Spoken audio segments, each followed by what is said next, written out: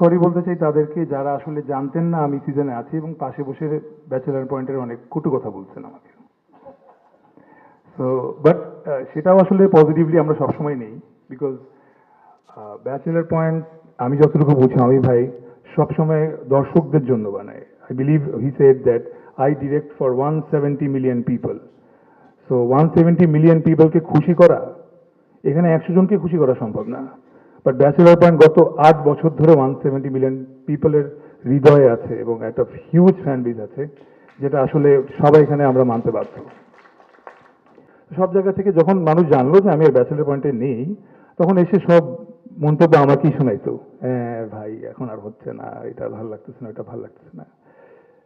তো এখান থেকে এটা কেন যেন আমি পজিটিভলি নেগেটিভলি দুইভাবে নিতাম বলছি।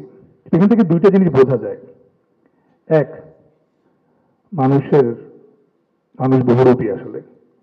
আর দুই, ব্যাচেলার পয়েন্টের কোনো খারাপ আমার শুনতে এক ফোঁটাও ভালো লাগছিল না, একদমই না। আমার খুব কষ্ট হয়েছে গত 5টা বছর ধরে ব্যাচেলার পয়েন্ট নিয়ে কেউ বদনাম করলে বা কেউ কিছু বললে এটা শুনতে। নেহাল,